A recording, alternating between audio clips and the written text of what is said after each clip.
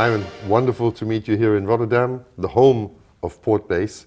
I wanted to meet you in person in this beautiful historic building, which dates back to 1665, if I'm not mistaken. And I think the discussions around the new and the old I hope will prove to be interesting. Yeah, thank you for having me. Very nice and indeed impressive building. I mean, this is building dating from the time that Rotterdam was still small. And now it's the largest port in Europe. So first question around innovation, Iwan. What is innovation for you? And how is Portbase innovative? Yeah, I think innovation, there are different sorts of innovation, you know. And these days, I think the innovation that really disrupts the world is the most sexy, I think.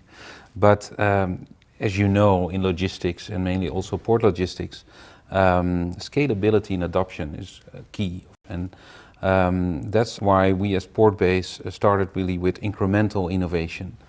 So in the first years of our existence, we really looked at, together with the community, improving existing processes and digitizing the existing processes before we really start optimizing everything. Absolutely, and I think as we've discussed many times, innovation doesn't happen. It doesn't happen overnight, and it doesn't need to be something completely new and never seen before. That's true.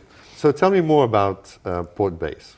Yeah, if you look at Portbase, I think the company itself is quite innovative. 20 years ago, we were set up as a neutral company, so not a part of the port authority. We first defined with the community the core processes of the port, and together we said, okay, these we're going to digitize in this order. So in essence, what you're saying is first digitize and then optimize.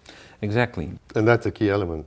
And that's a key element. I mean, I think that's something that really drives the innovation in the port logistics, and by doing so also in the global supply chain.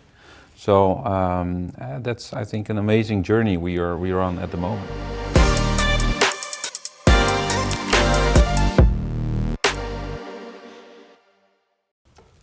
So talking about building communities and bringing people together to share information, how have you managed to build that trust and relationship that is needed to pursue these initiatives?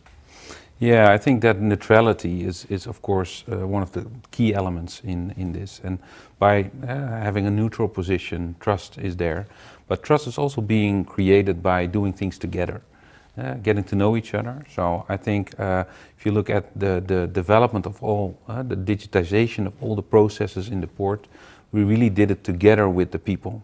But we follow kind of a hybrid model, because next to these core processes, we also want to enable the ecosystem themselves to do more with data and create new products and do their own thing in a way. So the integration of other sources of information or platform-to-platform exchanges is something that you believe in, I guess, which I think is definitely the way forward.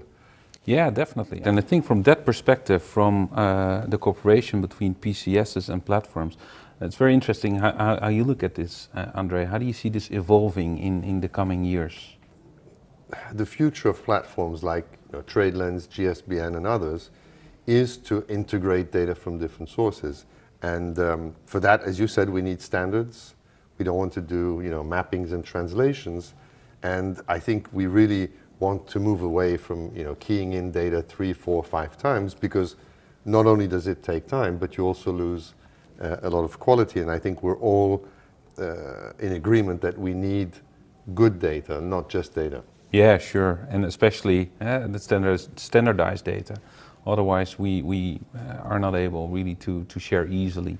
And in that perspective, we as Port Community Systems, we really embrace also the coming of DCSA, who is really together with us as well, defining new standards. So that's an interesting take.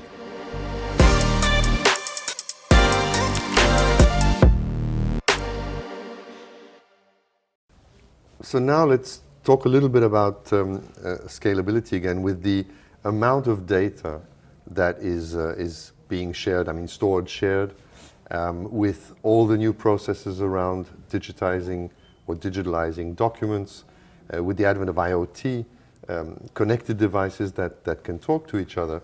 How do you see that influencing Portbase and your key stakeholders?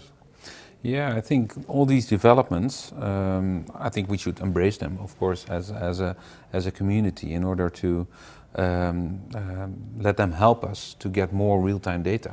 So incorporation, I think, is the goal, and maybe also connect them with everything we already have to enforce both propositions. And one of the things we're looking at in Rotterdam, of course, is also looking at how can we combine the IoT platform of the port with the port community systems. Is there any value in that?